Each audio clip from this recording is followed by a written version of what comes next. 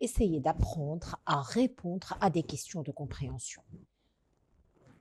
Répondre à des questions de compréhension est une tâche très compliquée, très délicate, qui exige une attention particulière à certains détails.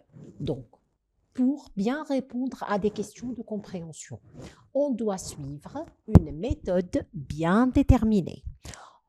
On doit commencer d'abord par lire le texte. 1, 2, 3 lectures n'est pas, donc une seule lecture n'est pas suffisante.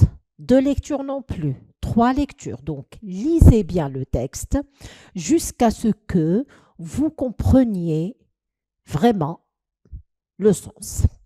D'accord? Donc, une première lecture du texte. Ensuite, quand on lit un texte, on est amené après à répondre à des questions de compréhension. Pour bien répondre à des questions de compréhension, il faut bien lire la question. C'est-à-dire bien lire la question. Bien lire la question pour comprendre exactement la tâche demandée par telle ou telle question. Parce que les questions sont diverses, les questions sont différentes, les questions ne sont pas toujours les mêmes. Donc, il faut bien lire la question, et il faut bien analyser la consigne pour déterminer la tâche qu'on vous demande de faire exactement. Une fois vous avez lu les questions, une fois vous avez compris la consigne, vous revenez au texte et vous repérez les éléments de réponse. C'est-à-dire les éléments de réponse. Les éléments de réponse, ce sont les éléments qui vont vous permettre de répondre aux questions. Autrement dit, ce sont les phrases du texte dans lesquelles vous allez trouver les réponses aux questions qu'on vous a posées. Une fois vous repérez les éléments de réponse, vous ne pouvez pas passer directement à répondre. Tout simplement, pourquoi? Parce que si vous allez directement répondre, c'est que vous allez paraphraser le texte. Autrement dit, vous allez recopier le texte, chose qui vous est catégoriquement interdite. Il faut en fait reformuler à chaque fois la réponse avec votre propre vocabulaire. C'est-à-dire, si vous avez le mot gentil dans le texte, il est strictement interdit d'employer le mot gentil dans la réponse. Soit vous remplacez le mot gentil par son synonyme, soit vous recourez à une autre forme du mot. Si vous avez l'adjectif gentil, vous pouvez utiliser le nom gentillesse. Si vous avez malade, vous pouvez utiliser la maladie. Donc, vous essayez, c'est ce qu'on appelle reformuler la réponse avec son propre vocabulaire. Ceci fait, vous avez trouvé donc la reformulation, vous passez maintenant à rédiger votre réponse. Une fois votre réponse est rédigée, vous devez obligatoirement la relire pour vérifier sa cohérence, pour vérifier sa correction linguistique, vérifier si la phrase est correcte, vérifier si la réponse ne présente pas d'incorrection, ne présente pas de faute d'orthographe. Ça pourrait arriver. Donc, il faut toujours se relire pour vérifier si la réponse est bonne. Si dans une question, on vous demande d'insérer une justification, vous devez veiller à mettre votre justification que vous avez puisée dans le texte entre guillemets. Pourquoi? Parce que c'est propre à l'auteur du texte. Voilà donc les étapes à suivre.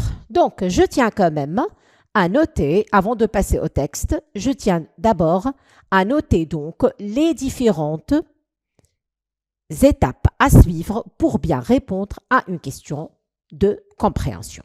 Donc, je reformule, je récapitule encore une fois. Donc, pour bien répondre à des questions de compréhension, pour bien répondre à des questions de compréhension,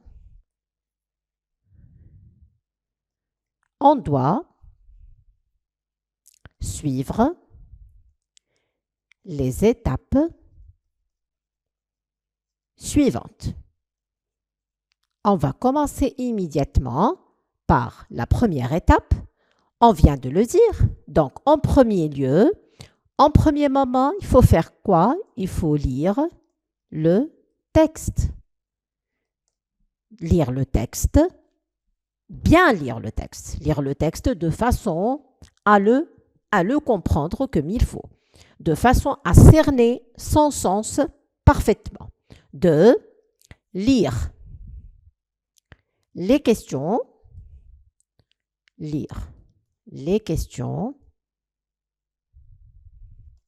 et comprendre la consigne. Parce que comme je viens de le dire, les questions ne sont pas toutes les mêmes. Elles sont différentes. Et comprendre les consignes. Donc, on a combien de types de questions? J'ouvre les parenthèses. Donc, qu'est-ce qu'on entend dire par comprendre les consignes? Donc, distinguer l'interrogation totale,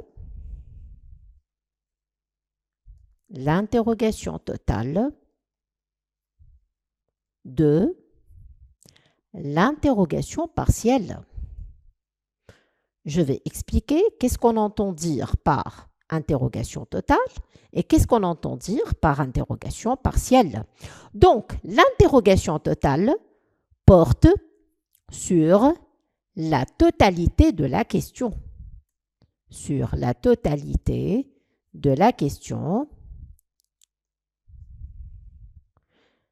Sur la totalité, pardon, excusez-moi, sur la totalité donc de la question. On y répond, on répond à cette question donc totale, on y répond par oui ou non. On n'a pas une autre façon de répondre à une interrogation totale.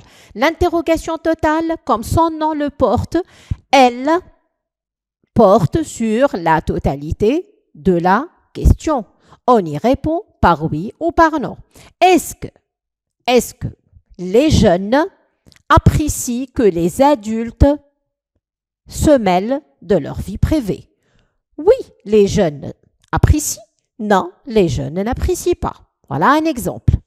L'interrogation partielle, à la différence de la question ou de l'interrogation totale, elle porte sur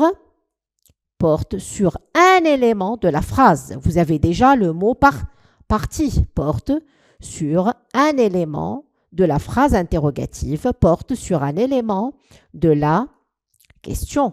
Elle commence par différents mots interrogatifs. Elle peut répondre à la question qui commence par pourquoi, par qui, que, porte donc sur un élément de la question.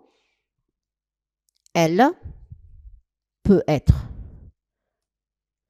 introduite par qui, que, comment, pourquoi, etc. Donc, nombreuses sont les interrogations partielles introduites par des mots interrogatifs.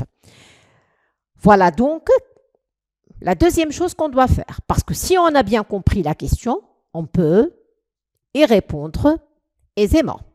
3. Pour répondre encore plus aisément à la question, qu'est-ce que je fais?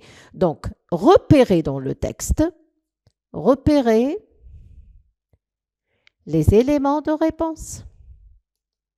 Repérer les éléments de réponse.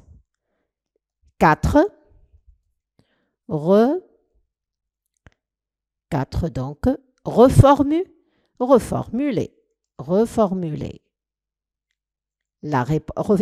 les éléments de réponse, bien sûr, dans le texte. Hein.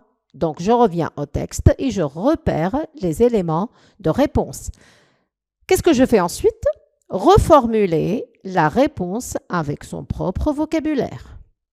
Avec son propre vocabulaire.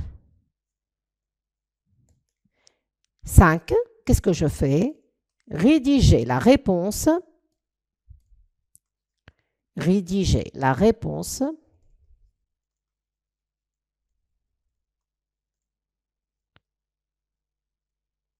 et la relire.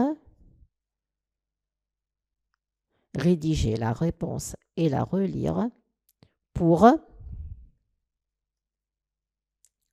vérifier sa correction. Pour vérifier si elle ne présente pas de faute. Pour vérifier sa correction.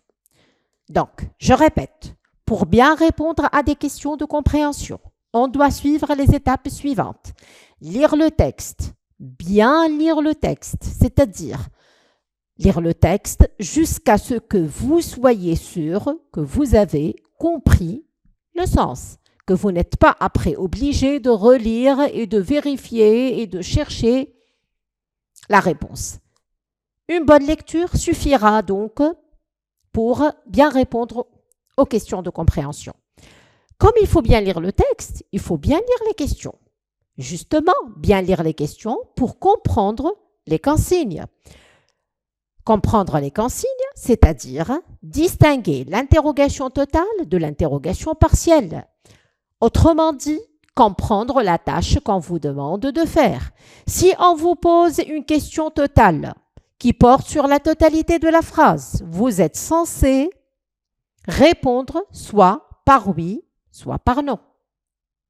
Si on vous pose une question donc partielle qui porte sur un élément de la question et qui peut être introduite par qui, quoi, comment, pourquoi, vous devez rédiger une réponse bien développée.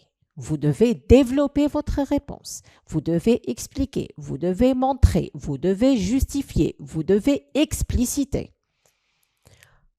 Ceci fait, vous revenez à votre texte et vous prenez soin de repérer les éléments de réponse, de repérer les phrases justificatives dans lesquelles vous puisez votre réponse. Une fois vous repérez les éléments de réponse, vous faites attention à la paraphrase, c'est-à-dire vous prenez soin de ne pas recopier le texte, de ne pas utiliser les mots de l'auteur. Justement, comment? En reformulant la réponse avec son propre vocabulaire.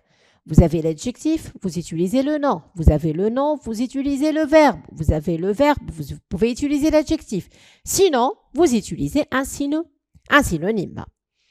Une fois la réponse est rédigée, vous la relisez pour vérifier sa cohérence, pour vérifier sa correction, avant donc de remettre votre copie ou votre travail avant de le présenter à votre professeur. Voilà donc, on va passer à l'application. Justement, je vous ai proposé un texte, zone interdite. On va voir de quelle zone interdite on parle dans ce texte. Donc, je vais d'abord vous lire le texte. Ensuite, on va essayer d'appliquer la méthode que je viens de vous expliquer. Le panneau sur la porte de sa chambre ne vous étonne pas vraiment. Vous aviez connu frapper avant d'entrer, il y a quelques années. Vous notez qu'il a fait des progrès en orthographe et que injonction est nettement plus ferme. Eh oui, votre enfant est en train de vous signifier qu'il n'est plus un bébé. Souvent, la première porte qui claque est celle de sa chambre. Une sortie brouillante qui signe son entrée en adolescence. À cet âge, la chambre devient une tanière où l'adolescent se retranche pour digérer à l'abri du regard parental, toutes ces métamorphoses liées à la puberté. Il a besoin d'un espace à lui, d'une bulle où il puisse se rouler en boule. Désordre. L'état des lieux reflète souvent son chamboulement intérieur. Une chambre rangée au cours d'eau traduit un besoin de mettre de l'ordre dans sa tête. Une pagaille est son nom, plus fréquentes expose son tumulte personnel aux yeux de tous. La chambre devient, quoi qu'il en soit, son lieu de vie favori. Il y mange des biscuits affalés sur son lit. Il y dort, il écoute sa musique préférée, souvent, et il y travaille parfois. Aujourd'hui, il peut même, grâce au sans-fil, y téléphoner tranquillement pendant des heures, alors que nous étions obligés à son âge de nous accroupir dans le couloir, cordon trop court oblige. Mais dans le fond, les choses n'ont pas vraiment changé. Souvenez-vous, les fringues jetées en tas, les piles de 45 tours devenues décédées, les cours et les livres qui jonchent le sol, les ours en peluche, restes d'enfance qui côtoient la trousse de maquillage toute neuve. Bref, un joyeux désordre où une mère ne reconnaîtrait pas son petit. Ici, justement, c'était le but recherché, par son perpétuel fouillis. L'adolescent brouille les pistes. Il signifie qu'il n'est pas là chez lui, qu'il faut désormais compter avec un individu qui a le droit d'avoir des secrets. C'est sa fonction à lui de protéger son besoin d'intimité. Pour toutes ces raisons, on s'abstiendra de pénétrer dans son autre, sous prétexte de ménage ou de rangement intempestif. Il faut donc vous résoudre à abandonner votre toute-puissance de parents. Ces cahiers secrets sont des confidents qui doivent rester muets. Sachez que toute fouille en son absence sera vécue comme une véritable violation de territoire, une atteinte à la vie privée insupportable à cet âge. Voilà donc notre texte. Il parle de l'adolescent qui ne veut plus donc qu'on pénètre dans sa chambre, qui se sent donc touché dans son intimité lorsqu'on pénètre dans sa chambre. C'est pour lui une zone interdite. On va donc appliquer la méthode que je viens de vous expliquer et on va passer à la première question. Que représente la chambre pour un adolescent? On va d'abord se mettre d'accord sur la question. S'agit-il d'abord d'une interrogation totale ou partielle? Si je vais répondre par oui ou par non, c'est une interrogation totale.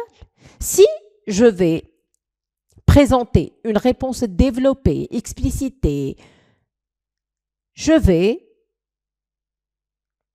répondre à une interrogation plutôt partielle. Je relis donc ma question. Que représente la chambre pour un adolescent? Regardez donc notre phrase ou notre question. Elle commence par le que. Donc, c'est une interrogation partielle. C'est une interrogation partielle. Que représente la chambre? Pour qui? Pour un adolescent. Qu'est-ce que ça représente? Je dois revenir au texte. Je dois chercher l'indice, l'élément de réponse qui me permet de répondre à cette question. Moi, je vous renvoie donc à la phrase « À cet âge, la chambre devient une tanière où l'adolescent se retranche pour digérer à l'abri du regard toute sa métamorphose. Il a besoin d'un espace à lui, d'une bulle où il puisse se rouler en boule. Donc, je vais revenir à mon tableau, je vais relever l'indice textuel. Donc, à cet âge, la chambre devient une tanière. Voilà un premier élément de réponse. Deuxième élément de réponse. Donc, se retranche pour digérer à l'abri du regard parental toutes ces métamorphoses liées à la puberté. Il a besoin, donc c'est un espace à lui. C'est un espace, autrement dit, personnel. C'est une bulle où il puisse se rouler en boule. Où il puisse se rouler en boule. Voilà donc les indices textuels qui vont nous permettre justement de répondre à cette question. Donc, on a besoin de quoi? On a besoin certes d'une reformulation. Très bien. Donc, si je reviens au mot tanière. La tanière, donc, qu'est-ce que j'entends dire par une tanière? Le renard, donc, il est tapi au fond de sa tanière. Donc, c'est une retraite, c'est la retraite d'une bête sauvage. Donc, pour lui, c'est une retraite. C'est un lieu fermé dans lequel on s'isole et on se cache. Donc, lieu fermé où on s'isole, on se cache à l'abri des regards, où on se cache donc à l'abri des regards. Voilà, je suis en train de faire quoi? Je suis en train de reformuler. Donc, un espace à lui, c'est un espace comment? Un espace à lui. Qu'est-ce que j'entends dire par un espace à lui?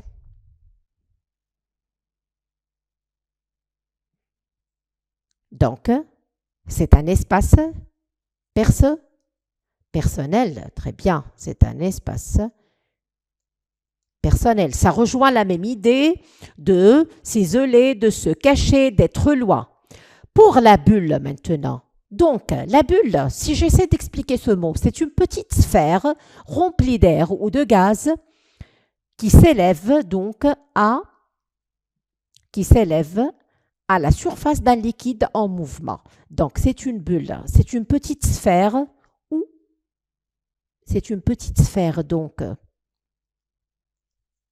C'est-à-dire, pour lui, ça représente quoi?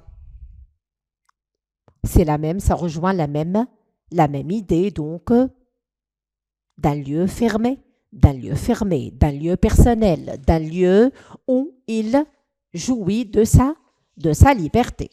Donc, qu'est-ce que j'ai fait? J'ai analysé ma question, je suis revenue au texte et je repérais les indices textuels qui vont me permettre de reformuler l'information. Donc, lieu fermé où on s'isole, où on se cache, à l'abri des regards. Bien sûr, les regards de qui? Les regards des parents, surtout les regards des frères et des sœurs. C'est un espace personnel, c'est une petite sphère où on se sent donc en sécurité, où on se sent loin des yeux, loin des regards. Donc, pour un adolescent, que représente la chambre? C'est un lieu de quoi? Donc, lieu fermé, où on s'isole, où on se cache, où on fait quoi? Donc, où on a la liberté. C'est pas comme être en famille dans le salon. Être dans sa chambre, c'est pouvoir, comme il l'a dit, parler au téléphone, faire tout ce que je veux. Mais quand je suis donc avec papa et maman, je ne peux pas parler à mon aise, je ne peux pas rigoler à mon aise, je ne peux pas donc m'allonger à mon aise. Je suis à l'abri des regards des adultes lorsque je me sens loin, lorsque je me sens seule, lorsque je me sens indépendant. Donc, si j'essaye donc de reformuler la réponse, donc je vais commencer par quoi? Pour un adolescent,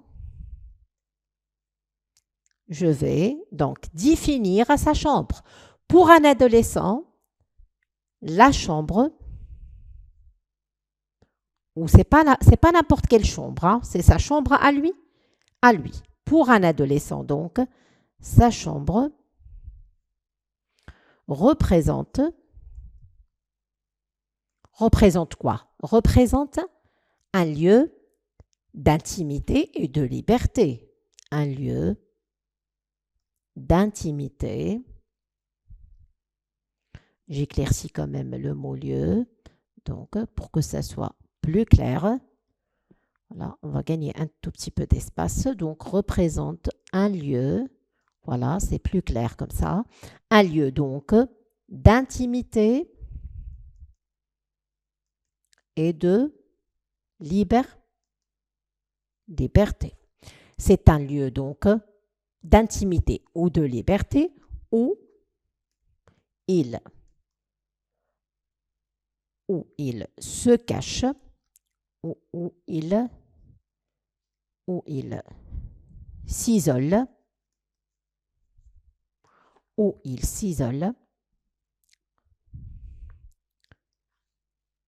et il s'isole justement pour être comment? Où il s'isole et profite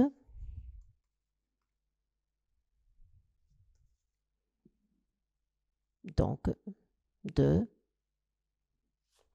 sa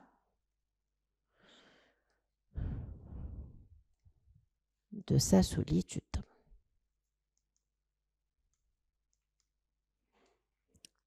Il sera à l'abri des regards des adultes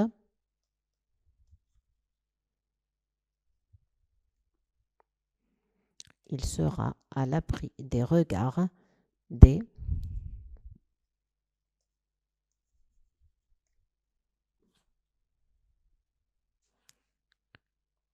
et se comportera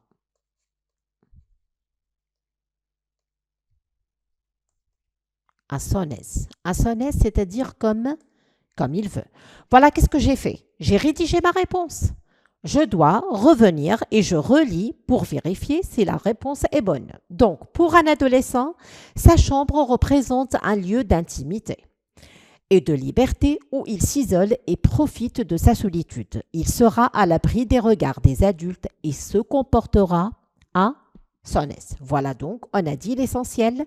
C'est un lieu d'intimité où il se trouve seul, où il se trouve isolé, où il se trouve à l'abri des regards et pourra ainsi profiter donc de sa solitude et jouir de ses bons moments et vivre à sa façon, à sa guise. Il s'allonge, il s'endort, il parle au téléphone, il crie, il rigole. Personne ne se mêle de ce qu'il fait. Voilà donc pour la première question. On va passer immédiatement à la deuxième question pour expliquer le désordre dans la chambre d'un adolescent. Justement, ce désordre dans la chambre d'un adolescent, généralement, une chambre d'adolescent est une chambre désordonnée. Vous trouvez tout pêle-mêle, ici, là, partout. Donc, les vêtements, les livres, les feuilles, les papiers, tout ce que vous voulez, tous les objets.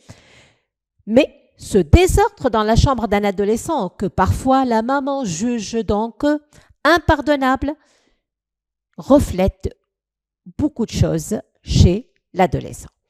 Donc, que reflète? C'est une donc interrogation partielle. Que reflète? C'est-à-dire comment? Que montre le désordre, que montre la pagaille. La pagaille dans une chambre d'un adolescent. C'est une pagaille qui laisse voir quelque chose, qui dit long sur quelque chose. On va revenir donc au texte. Pour revenir au texte, pour repérer les indices textuels.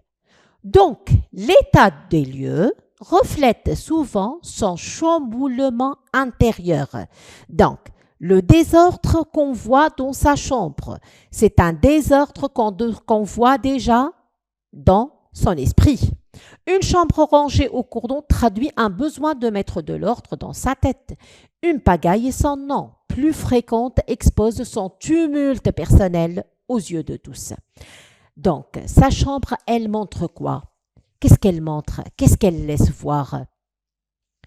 Elle reflète les soucis, très bien, les tracas intérieurs. C'est une pagaille, donc cette tendance au désordre est un message lancé aux parents pour leur signifier que la chambre est un espace privé dont ils n'ont pas le droit donc de violer l'intimité. C'est un espace où l'adolescent a le droit d'avoir des secrets et de protéger son besoin d'intimité. Donc cet ordre dans la chambre d'un adolescent, il laisse voir quoi? Il laisse voir son tumulte intérieur, laisse voir ses soucis, son inquiétude.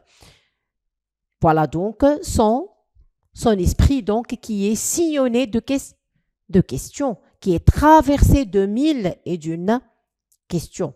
C'est une pagaille qui se passe dans l'esprit avant qu'elle ne se passe déjà dans la tête. Voilà donc. On va revenir au texte. On va noter les indices. Donc, reflète souvent son chamboulement. Je vais noter chamboulement intérieur. Chamboulement intérieur. Donc, chamboulement intérieur. Le chamboulement, c'est le désordre. Donc, on va laisser donc cette expression pour chamboulement intérieur. Qu'est-ce qu'on a d'autre comme expression? Expose son tumulte personnel. Tumulte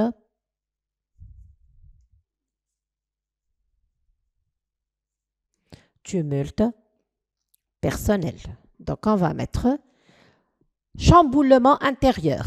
On peut remplacer le chamboulement par quel autre mot? Par désordre. Le tumulte personnel, ça veut dire quoi le tumulte? C'est un désordre également, c'est un bruit confus, donc c'est une confusion. Donc, on peut aussi recourir au mot souci, préoccupation. Donc, que reflète le désordre dans la chambre de l'adolescent? Donc,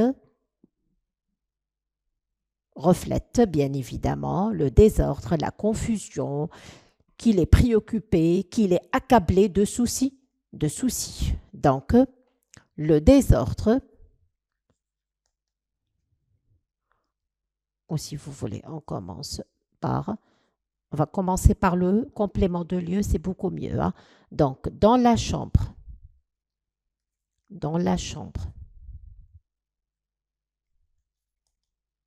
d'un adolescent,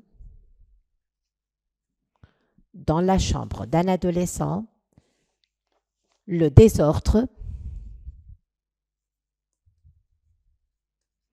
est comme un miroir. Et comme un miroir qui fait quoi? Qui reflète, qui traduit, qui laisse voir, qui exprime, si vous voulez, qui reflète, c'est, je vais remplacer par un autre mot, voilà, c'est tracas. Les tracas, ce sont également les soucis. C'est tracas, voilà, on va éclaircir. Donc, qui reflète ces tracas intérieurs.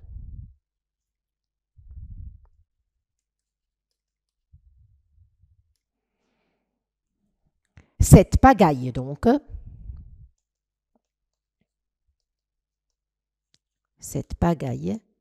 dit long, c'est-à-dire exprime, montre, dit long sur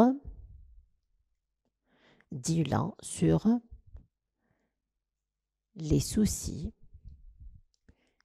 et les préoccupations qui l'accablent. Sur les préoccupations qui l'accablent. Donc, dans la chambre d'un adolescent, le désordre est comme un miroir qui reflète ses tracas intérieurs. Cette pagaille dit long sur les soucis et les préoccupation, qui l'accable. On arrive maintenant à la troisième question. Est-ce que l'adolescent apprécie que ses parents pénètrent dans sa chambre?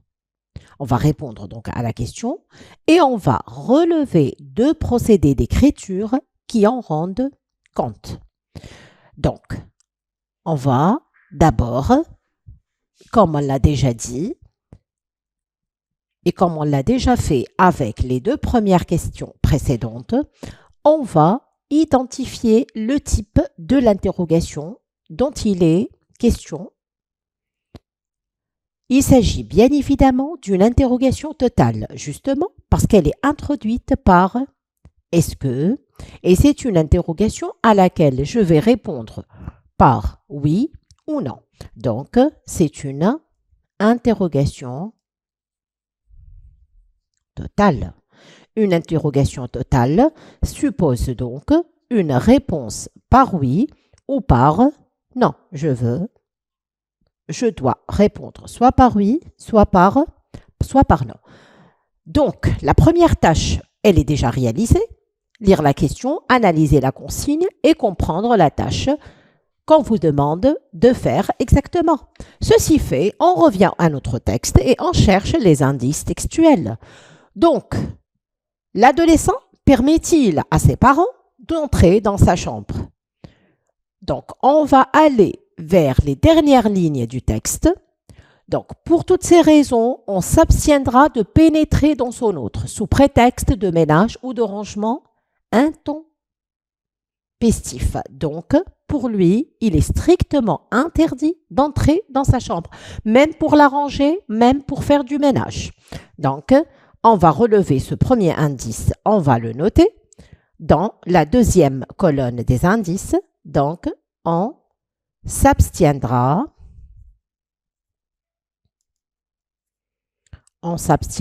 donc de pénétrer, donc sous prétexte, si vous voulez, donc voilà, sous prétexte de ménage, sous prétexte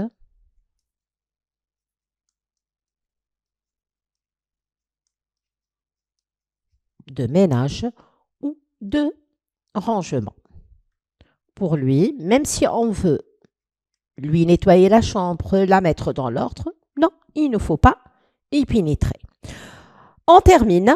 Donc, ces cahiers secrets sont des confidents qui doivent rester muets. Donc, personne ne doit toucher à son intimité. Ces cahiers secrets, ces affaires sont des confidents qui doivent rester muets, qui ne doivent rien dire de ce qu'ils cachent. Donc, ces cahiers secrets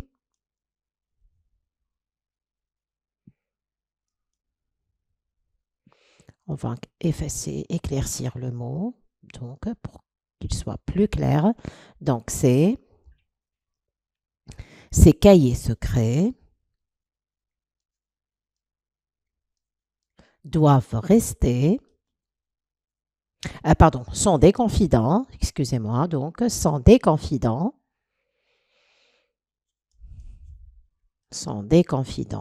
qui doivent rester muets. Donc, votre ami, c'est votre confidente. Lui, ses cahiers secrets sont ses confidents qui doivent rester muets, qui ne doivent rien dire de ces choses personnelles. Toute fouille dans ses affaires, elle est vécue comme une violation, comme si on a déclaré la guerre et on lui a volé son territoire privé. Donc, toute fouille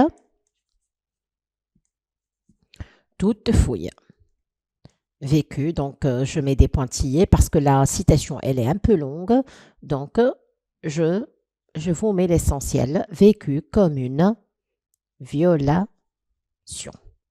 C'est un outrage, pour lui c'est un outrage, c'est comme déclarer la guerre pour lui voler ses affaires, pour se mêler de ses affaires personnelles. Donc, à partir de tous ces indices, qu'est-ce qu'on peut d'abord retenir? On peut d'abord retenir un oui ou un non. On peut retenir certes un non. On doit répondre par non. L'adolescent refuse catégoriquement que ses parents donc pénètrent dans sa chambre. On a déjà deux indices qui présentent deux procédés. On a une métaphore.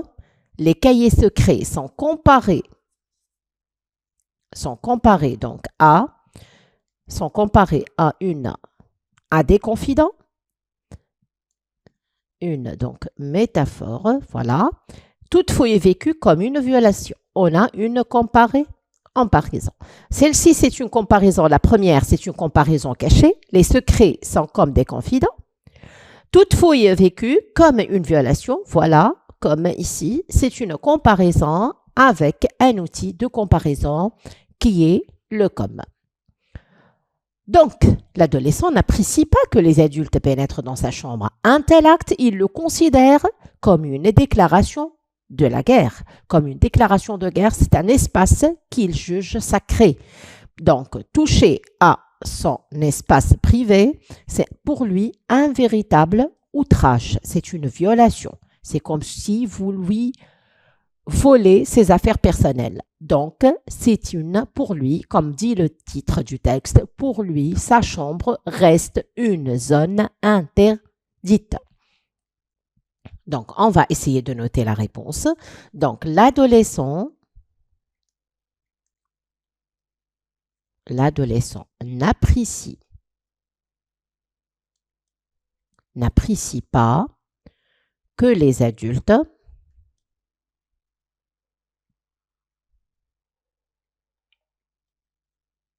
n'apprécie pas donc que les adultes pénètrent dans sa chambre.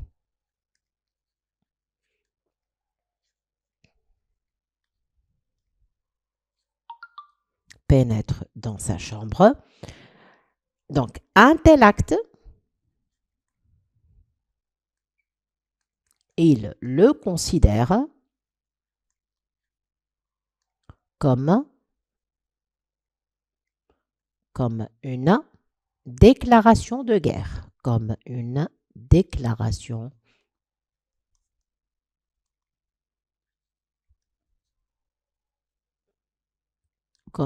déclaration de guerre. C'est un espace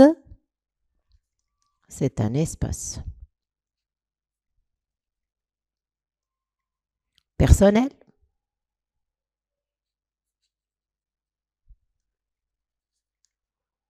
privé, voire même, encore plus, voire même sacré.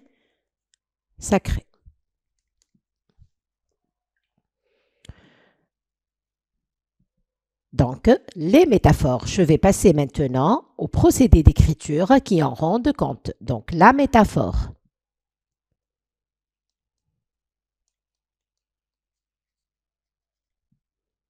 Donc, ces cahiers secrets sont des confidents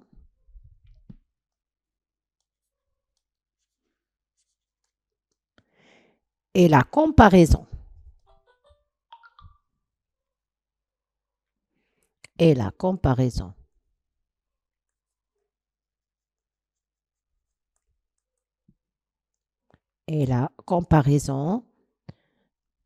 toute fouille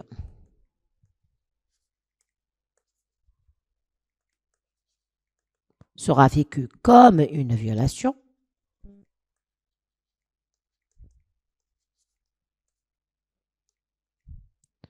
Donc, montre quoi? Montre qu'il s'agit d'une zone interdite. Montre qu'il s'agit d'une zone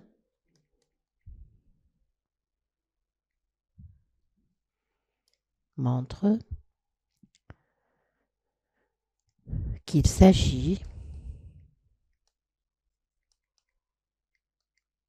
d'une, je mets le mot entre guillemets, zone interdite, parce que c'est le titre du texte. Montre qu'il s'agit d'une zone interdite. Voilà donc la réponse.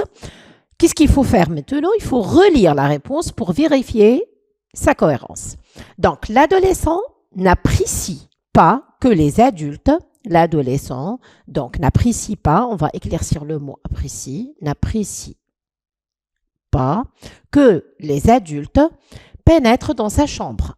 Un tel acte, il le considère comme une déclaration de guerre. C'est un espace personnel, privé, voire même sacré. La métaphore, ces cahiers secrets sont des confidents et la comparaison toute fouille comme une violation montre qu'il s'agit d'une zone interdite.